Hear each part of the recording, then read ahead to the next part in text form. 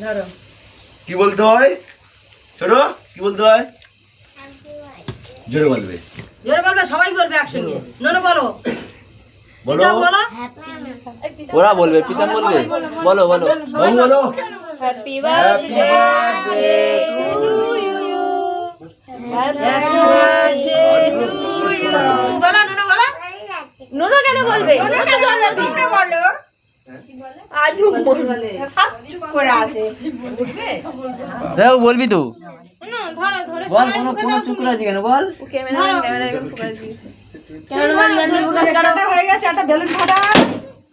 দাঁড়াও না ওটা এখন এটা সরিয়ে ওটা না ওটা ফাটাচ্ছি না ভাই রে ও ভয় পায় বেলুন ফাটাতে